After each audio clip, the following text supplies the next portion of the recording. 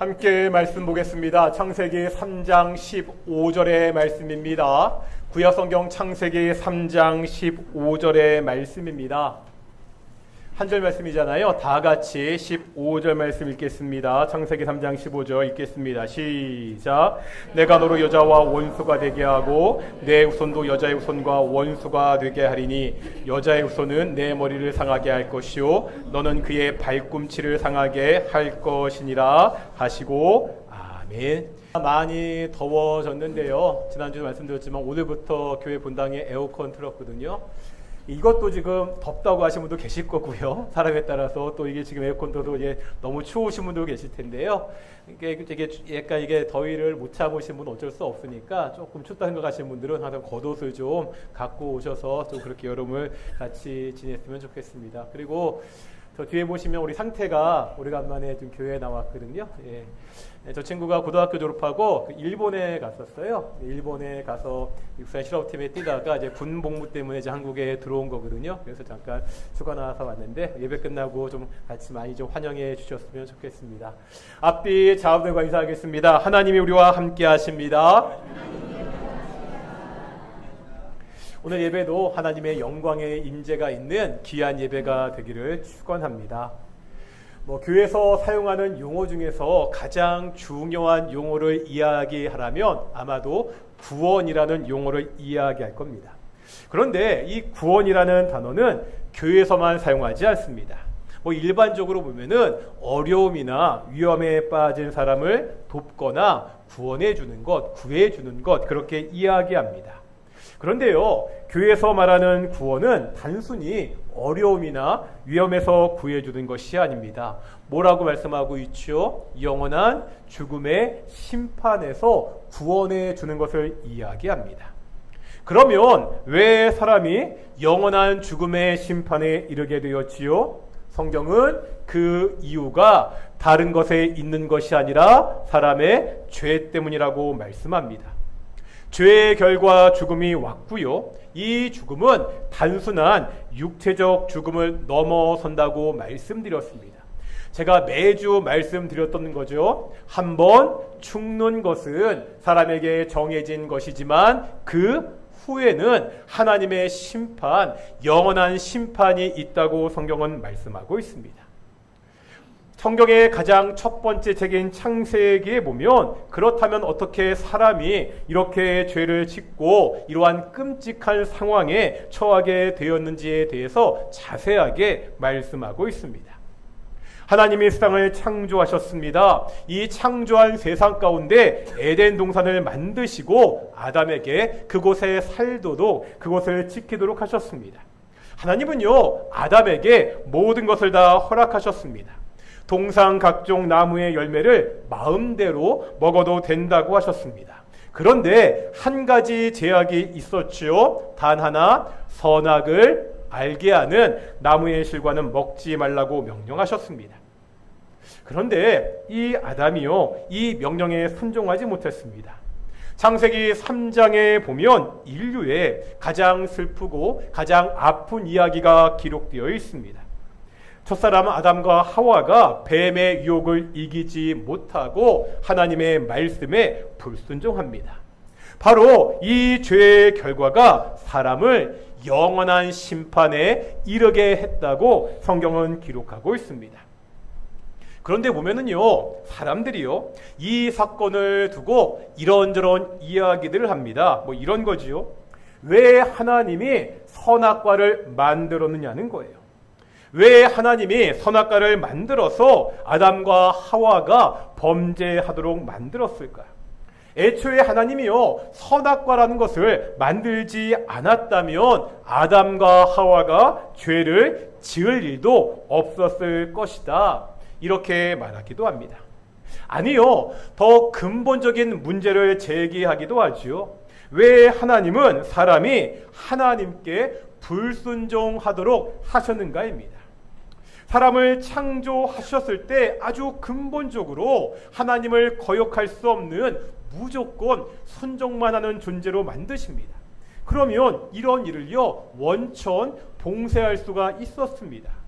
죄가 뭐죠? 하나님의 말씀에 불순종하는 거잖아요. 그러면 그것 자체를 막으면 죄 그 자체가 존재하지 못하게 할 수 있었다는 말입니다. 이렇게 보면 죄를 지을 가능성을 여신 분이 누구라는 거예요? 하나님이라는 거예요. 결국 하나님께서 죄의 창조자, 악의 창조자가 된다고 그러한 논리를 펴는 사람들이 있습니다. 우리는요, 하나님이 악의 창조자가 아니라는 것, 선하신 분이라는 것을 잘 알고 있습니다. 알기는 아는데 고민이라는 거예요. 왜 하나님이 선악과를 만드셨을까? 아니, 왜 근본적으로 하나님은 사람들이 죄를 짓도록 허용하셨을까? 이 악의 기원에 관한 문제는요, 신학적으로 굉장히 논쟁도 많고 복잡한 이야기입니다. 저도요, 이 문제에 대해서 굉장히 많은 신학 서적들을 읽었습니다. 하지만 어떠한 책을 읽어도 속 시원한 답을 주는 책이 없었습니다. 그러다가 제가 이 문제를요, 전혀 다른 각도에서 생각하게 되었습니다. 한번 선생님 띄워주시겠습니까? 한번 띄워주시겠어요? 한번 읽어보실까요? 시작.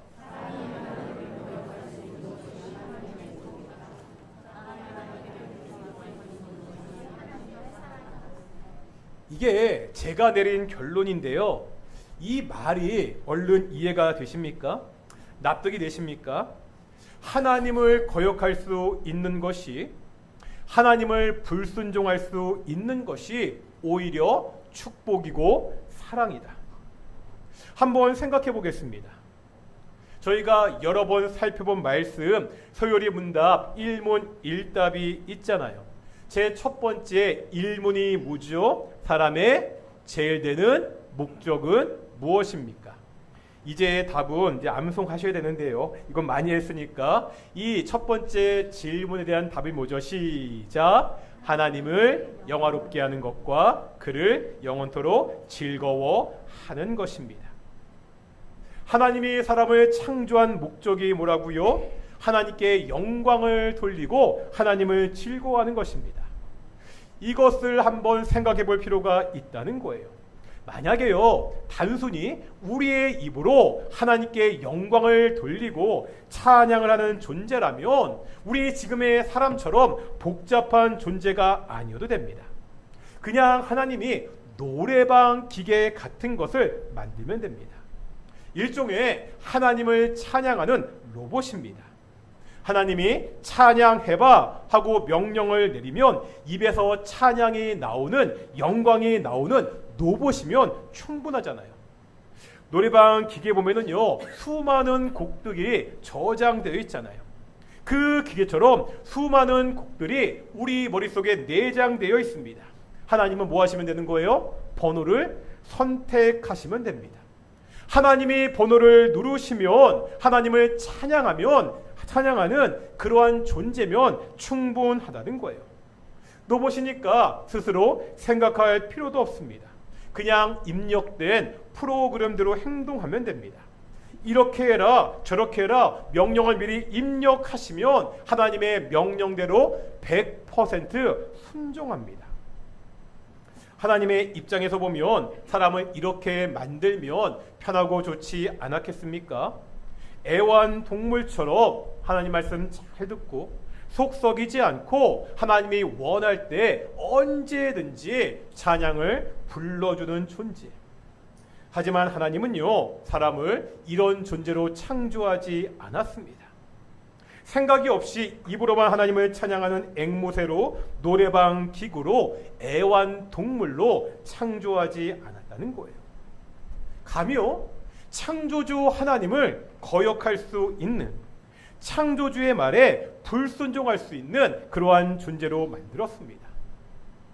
한번 생각해 볼까요? 모든 피조물 중에서 사람을 제외하고 하나님께 거역하는 존재가 있습니까? 모든 만물은요, 하나님의 말씀에 그대로 순종합니다. 한번 출애굽기 생각해 보실까요? 출애굽기 앞에 보면 10가지 재앙이 나오잖아요. 거기에 보니까 강물도, 동물도, 벌레도, 병도, 날씨도, 태양도 다 하나님의 말씀에 순종합니다. 제자들이요, 폭풍으로 두려워하고 있을 때 예수님이 폭풍에게 명령하시잖아요. 그러자 어떤 일이 벌어지죠? 그 폭풍도 잠잠해졌습니다. 제자들은 도대체 예수님은 누구시길래 폭풍마저 순종하냐며 놀라게 됩니다. 사람을 두렵게 만드는 폭풍도 예수님께 순종했습니다. 그런데 오직 사람만이 하나님을 거역하고 불순종할 수 있습니다.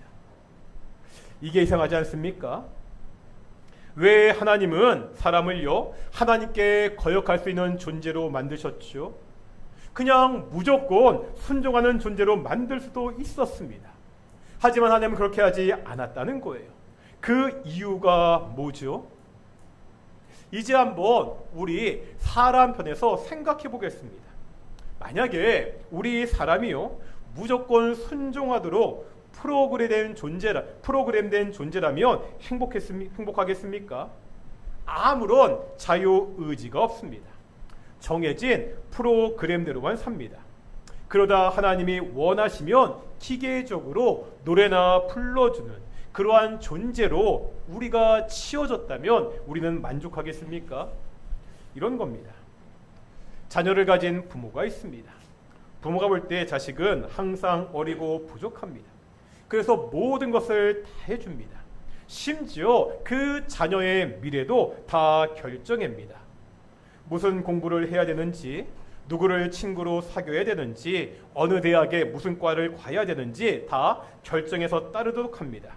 대학에 가서도 과목은 무엇을 들어야 하는지, 어느 회사에 들어가야 되는지 부모가 다 결정합니다. 심지어 결혼은 누구랑 해야 되는지, 자녀는 몇 명이나 낳아서 키워야 되는지 그 모든 것들을 다 부모가 결정합니다. 우리는요, 이런 것을 사랑이라고 부르지 않습니다. 집착이라고 부릅니다. 이렇게 길러진다면 이 사람은 결코 행복할 수 없습니다. 왜 하나님은요, 자신을 거역할 수 있는 존재로 사람을 창조하셨습니까? 이유는 하나라는 거예요. 사랑 때문입니다. 하나님은 사람을 사랑하셨습니다. 하나님의 사람을 사랑하셔서 자신의 형상대로 창조하셨습니다. 자유의지를 가지고 스스로 판단하고 행동할 수 있는 가장 존귀한 존재로 사람을 창조하셨습니다. 심지어 하나님을 거역할 수 있는 존재로 지으셨습니다. 하나님은요, 사람의 불순종 때문에 괴로울 수 있다는 것을, 고통스러울 수 있다는 것을 아셨습니다.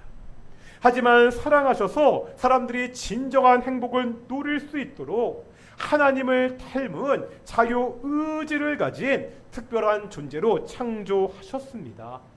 이것이 하나님의 사랑입니다. 피조물의 행복을 위해서 자신의 아픔을 감내하는 창조주의 사랑입니다. 아니요, 우리가 어떻게 이 사랑을 피난할 수 있습니까? 이 창조주의 사랑 앞에서 왜 거역할 수 있는 존재로 만들었냐고 어떻게 따질 수가 있습니까? 피조물의 행복을 위해서 배신의 아픔을 감내하는 창조자, 이분이 바로 우리가 믿는 하나님입니다.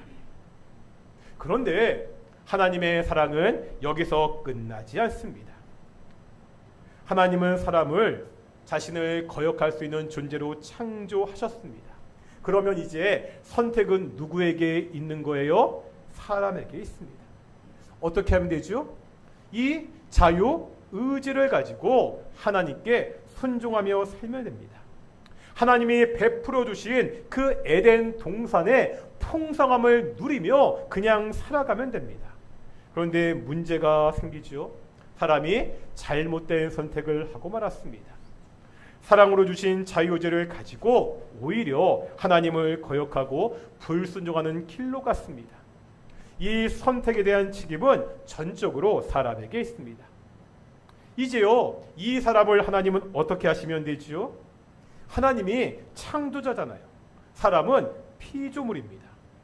자신의 말을 듣지 않는 피조물을 그냥 다 없애버리시고 다시 만들면 됩니다. 아이들이요, 찰흙을 가지고 이것저것 만들다 모양이 마음에 안 들면 어떻게 합니까? 그냥 부수고 다시 찰흙을 이겨서 새로운 것을 만듭니다. 하나님이 이렇게 해도 된다는 거예요. 하지만 하나님은 달랐습니다. 사람들은 마음에 들지 않는다고 해서 그냥 없애버릴 수 있는 그러한 존재가 아니었습니다. 이유가 뭐라고요? 사랑하기 때문입니다.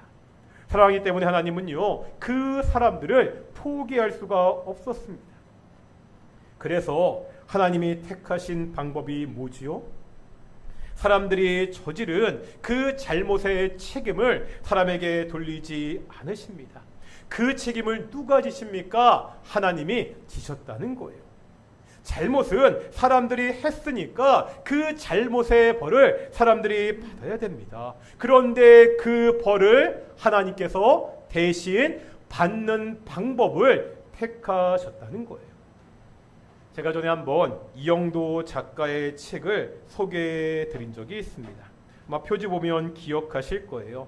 눈물을 마시는 새라는 제가 개인적으로 가장 좋아하는 판타지 소설입니다. 이 책은요, 왕에 대한 책입니다.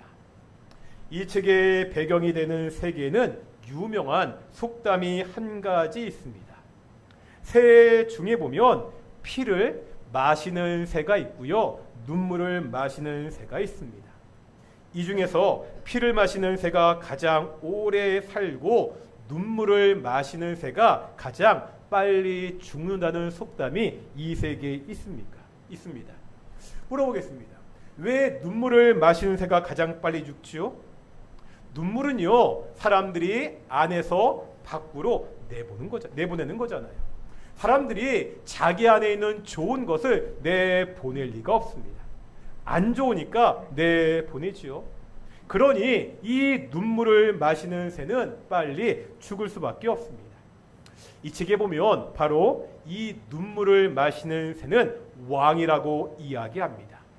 백성들의 눈물을 마시는 사람, 그러다 결국은 그 눈물 때문에 죽는 사람이 왕이라고 그렇게 이야기합니다. 이 책은 눈물을 마시는 왕에 대해서 이야기합니다. 얼마 전에 대통령 선거가 끝났습니다.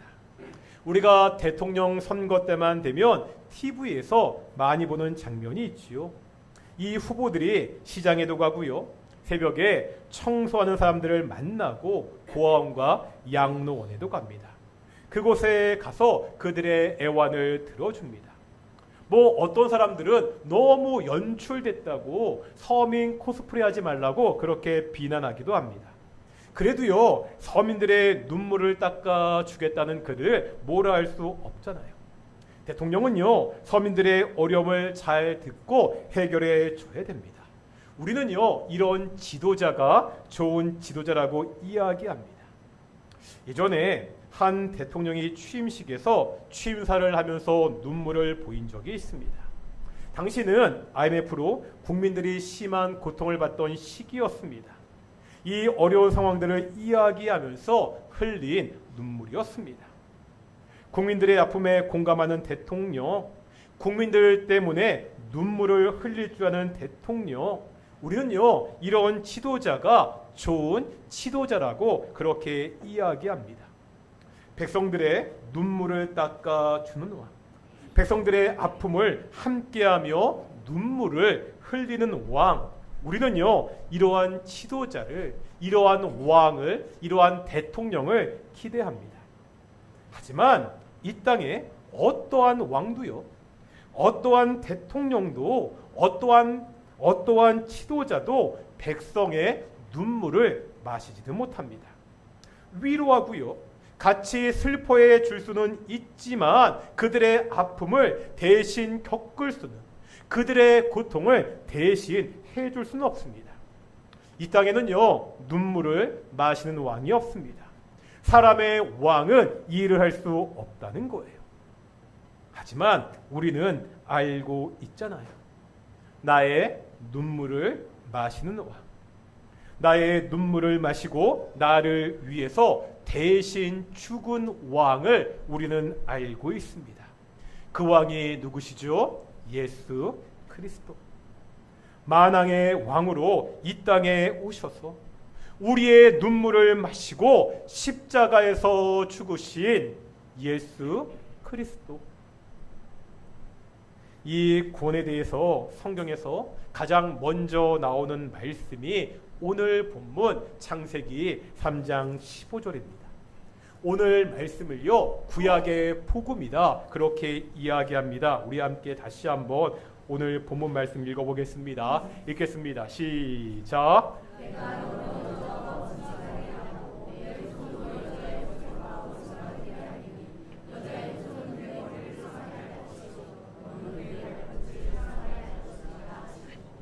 여기에서 너는 누구죠?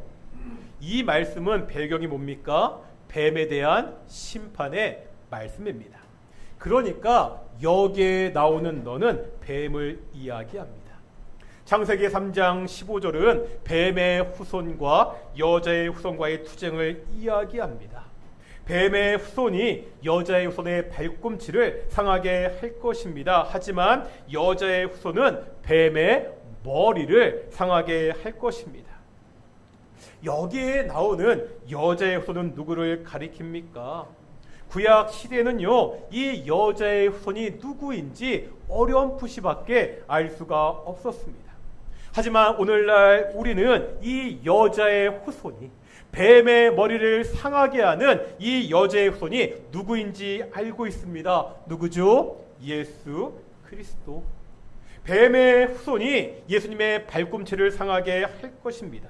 하지만 예수님은 그 뱀의 머리를 상하게 할 것이라는 거예요. 구약시대의 사람들은요, 이것에 대해서 잘 알지 못했고 미래의 일이었습니다.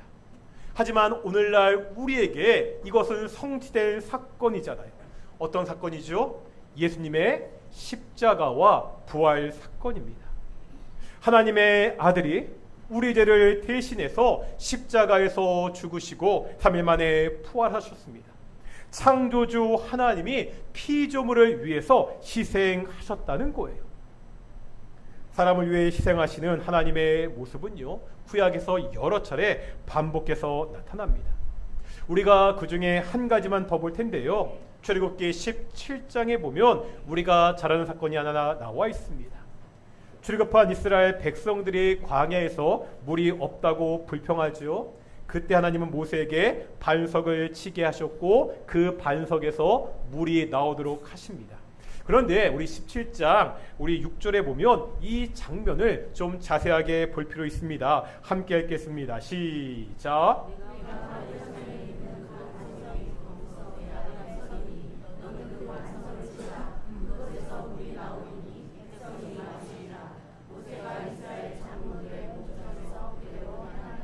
이 말씀도 드린 적이 있습니다.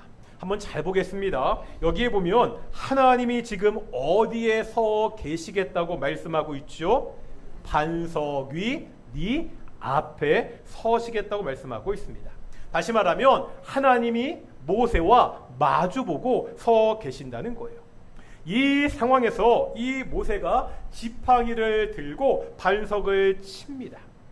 그러면 이 모세의 지팡이가 반석을 맞기 전에 누가 먼저 이 지팡이에 맞습니까? 반석 위에 서 계신 하나님이 먼저 맞으신다는 거예요. 하나님이 먼저 맞으시고 그 다음에 반석이 깨지면서 물이 나오게 됩니다. 반석 위에서 지팡이를 맞으시는 하나님, 그래서 이스라엘 백성에게 물을 공급하시는 하나님, 사람을 위해서 희생하시는 하나님의 모습을 볼 수 있습니다. 그런데 바울은요, 여기서 한 걸음 더 나아갑니다. 고린도전서 10장 1절과 4절인데요. 1절부터 4절까지 한번 찬찬히 읽어보겠습니다. 시작.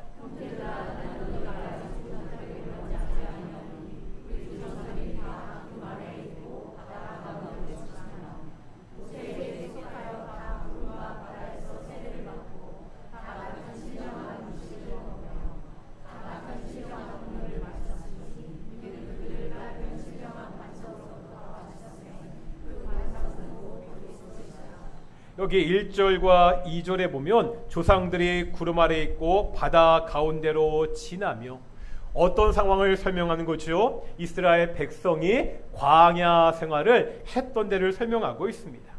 그런데 이 이스라엘 백성이 광야에서 신령한 음식을 먹고 신령한 음료를 마셨습니다. 하나님이 공급하신 신령한 음식과 음료입니다. 뭐지요? 신령한 음식, 하늘에서 만나를 내려주셨습니다. 신령한 음료, 반석을 깨서 백성들에게 생수를 주셨습니다. 그런데 4절 보겠습니다. 아까 보았던 그 민수기 말씀에서 모세가 지팡이를 들어 그 깨트린 반석이 누구라고 말씀하고 있죠? 그 신령한 반석이 그리스도 예수라고 말씀하고 있습니다. 다시 말하면 예수님의 몸이 깨지면서 그 몸에서 생수가 나왔다고 말씀하고 있습니다. 구약의 백성들은요, 반석에 나온 그 물을 마시고 생기를 얻었습니다. 그런데 이제 우리는 예수님의 깨진 몸에서 나오는 그 생수를 마시고 생명, 영생을 얻는다고 성경은 말씀하고 있습니다. 반석이신 예수님이 깨지는 사건, 이 사건이 어떠한 사건이죠? 예수님의 십자가 사건입니다. 예수님이 십자가에서 흘리신 그 피로 말미암아 우리가 구원을 받았습니다. 눈물을 마시는 왕, 사람들을 위해서 대신 죽은 만왕의 왕 예수 그리스도, 이분이 바로 우리가 주님으로 고백하는 분입니다. 성경은요, 바로 이 예수님을 믿는 사람들이 구원을 받는다고 그렇게 우리에게 말씀하고 있습니다. 매주 보는 말씀이죠. 다시 한번 요한복음 3장 16절을 읽겠습니다. 시작. 하나님이 세상을 이처럼 사랑하사 독생자를 주셨으니 이는 그를 믿는 자마다 멸망하지 않고 영생하게 하려 하시니라. 아멘. 1장 12절입니다. 시작. 영접하는 자 곧 그 이름을 믿는 자에게는 하나님의 자녀가 되는 권세를 주셨으니. 아멘. 예수님을 믿어야 구원을 받습니다. 예수님을 믿는 사람들은 이제 하나님의 자녀가 됩니다. 나를 위하여 희생하신 창조주 하나님, 나의 죄를 대신해서 십자가에서 죽으신 하나님의 독생자 예수 그리스도, 오직 그 예수님을 믿는 사람만이 구원을 받는다고 성경은 우리에게 말씀하고 있습니다. 예수님을 믿어야 구원을 받습니다. 혹시나 아직도 이 구원의 예수님을 만나지 못한 분이 계십니까? 다 함께 눈물을 마시는 왕이신 그 예수님을 믿고 구원받기를 소망합니다. 예수님을 믿는다고는 하는데 이 구원의 감격을 다 잊어버리셨습니까? 오늘 다시 한번 나를 위해서 눈물을 마시는 왕으로 이 땅에 오신 예수님을 묵상하며 그렇게 나아가는 시간이 되기를 소망합니다. 우리 그 크신 하나님의 사랑 함께 찬양하시면서 나를 위하여 죽으신 그 하나님의 사랑, 예수님의 사랑을 묵상하며 기도하기를 소망합니다.